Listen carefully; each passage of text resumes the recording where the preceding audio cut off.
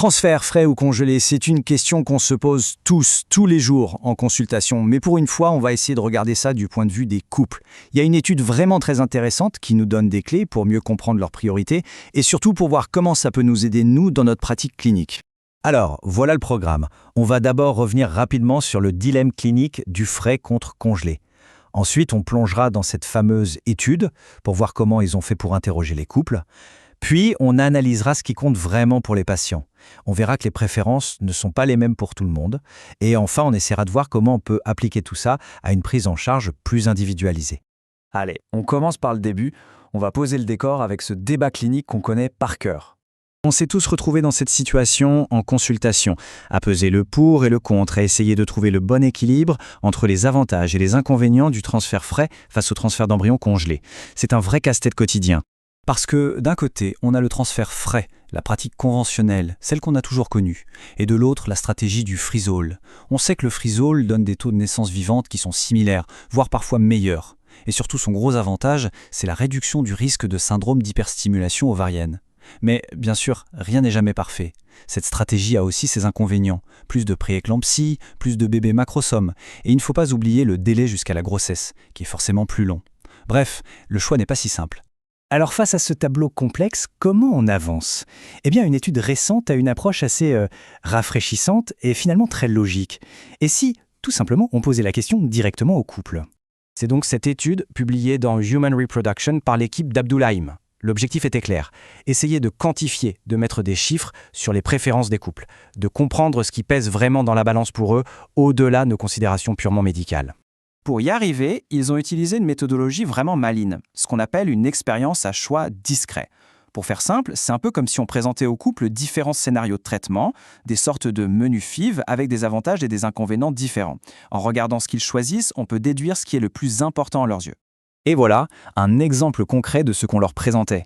On voit bien ici le dilemme. Est-ce que je prends l'option A avec un meilleur taux de réussite mais plus de risques, ou l'option B, un peu moins efficace mais plus sûre et moins chère ?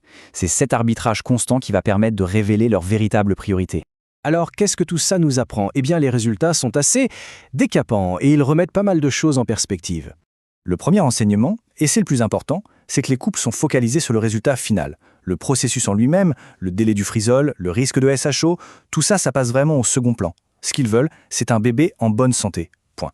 Et à quel point le veulent-ils ? L'étude a même réussi à mettre un prix là-dessus, si on peut dire. Les couples seraient prêts à payer l'équivalent de plus de 7000 livres sterling pour une augmentation de 15% de leurs chances de naissance vivante. Ça donne une idée très concrète de leur investissement. Et à l'inverse, regardez ce chiffre, c'est encore plus parlant. Il faudrait les dédommager de plus de 13 000 livres pour qu'ils acceptent un risque accru de 25% de complications néonatales. Autant dire que la sécurité de l'enfant, ce n'est tout simplement pas négociable pour eux. Ce tableau, il résume parfaitement ces arbitrages. On voit clairement le poids de chaque facteur.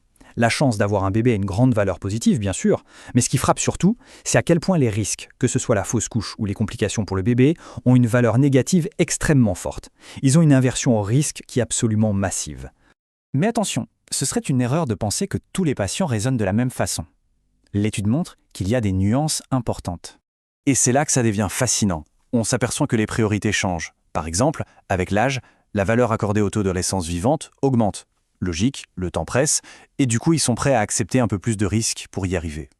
Autre point très intéressant, les hommes semblent encore plus averses au risque de complications pour l'enfant que leur partenaire. Ce sont des subtilités importantes à avoir en tête.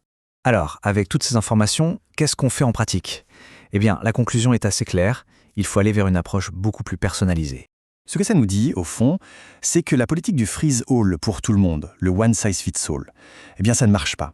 Ça ne correspond pas aux valeurs de tous les couples. La décision doit vraiment être le fruit d'une discussion, d'un partage. Les auteurs proposent d'ailleurs une sorte de canevas pour guider cette discussion. Premièrement, bien sûr, notre job, l'évaluation clinique des risques pour la patiente. Deuxièmement, parler du concret, le processus, le délai, la survie embryonnaire, les coûts.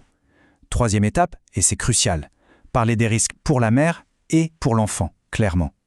Et seulement à la fin, quatrièmement, on peut mettre tout ça dans la balance avec les valeurs et les préférences du couple pour prendre une décision ensemble.